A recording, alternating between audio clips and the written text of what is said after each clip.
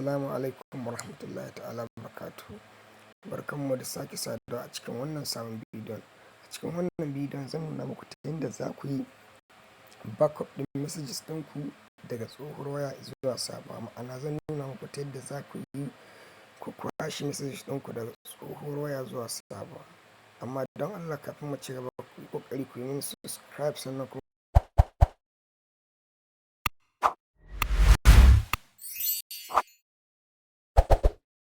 danna alamar ƙararrawa ta yadda zarar na ɗaura wani sabon bidiyon za ku samu damar sani.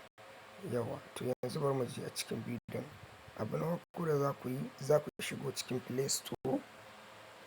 Idan ka shiga Play Store ka tabbatar da kana da data, sannan sai ka taɓa wurin search daidai nan kenan. Idan ka taɓa shi sai ka rubuta super backup. Idan ka danna super backup sai ka zaɓe shi gashi ya to kun gane shi ne mai alamun gidan ɗin nan. Za ku taɓa install, za ka jira shi ya yi downloading sannan kuma ya yi installing. Ya danganta da ƙarfin service ɗin wayanka. Shi ne zai sa ya yi sauri ko kuma ya slow wurin downloading. Tun halin yanzu dai ya gama downloading kuma yana installing.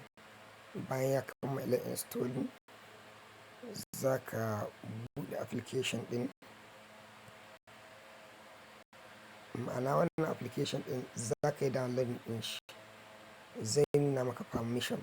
Ka zaɓi permission inda zai ajiye maka messages ɗinka idan ka yi backup.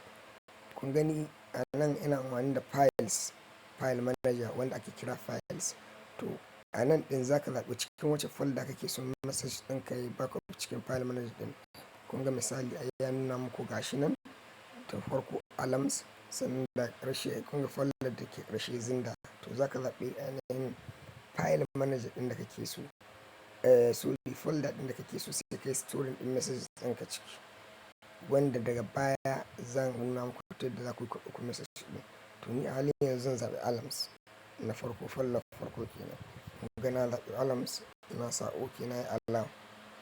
Kun ga a halin yanzu idan na yi backup zai zauna cikin alarms sai in taɓa SMS sai in bayar. Kun ga wurin permission sai ka sa allow.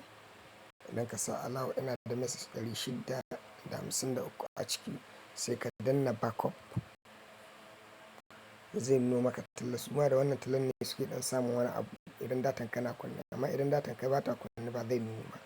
Saboda haka sai ka danna cancel gashi na alamun cancel ɗin nan kai cancel ɗin shi sai ka sake danna OK. Kun ga message ɗin gasu suna backup kamar dai da na gaya muku.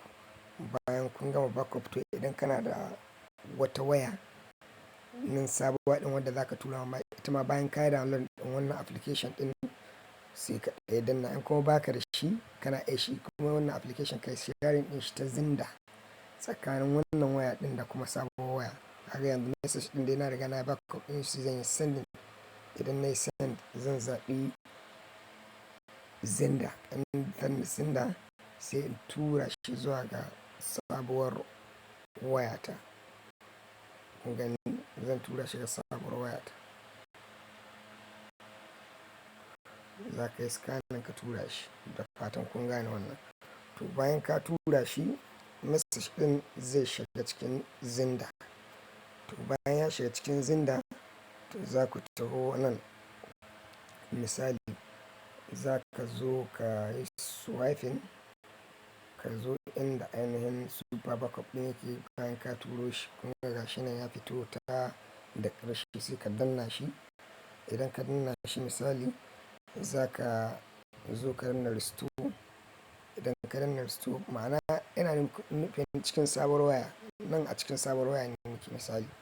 Sai ka taɓa SMS zai tambaye ka default application sai ka zaɓi inda message yake tunda wannan abin wanda shafi messages ne sai ka taɓa shi sannan kun ga ya sake nuna muku gashi nan sai ku taɓa super backup ɗin.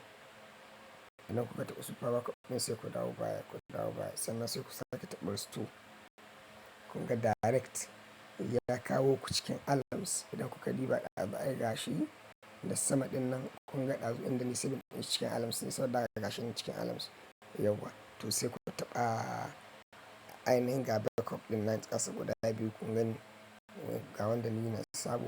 Idan kuka diba za ku ga gashi nan ƙarfe 4 a halin yanzu da minti 59. To sannan sai ku taɓa shi. Idan kuka taɓa shi message ɗin zai dawo. Amma a halin yanzu zan cancelling da su ba da ina da ko dama ina da messages ɗin. Yauwa bari in cancelling. To lallai da kun yi haka zai dawo. Message ɗin ku gaba ɗaya za su dawo. Madalla. Allah sai ku yi amfani da wannan dama kuma ku sanar da wanda bai sani ba. Na gode ƙwarai. Sai kuma a cikin wani sabon bidiyon zan sake nuna muku yadda za ku yi wani abu. Yauwa na gode ƙwarai, na gode. Sai anjima.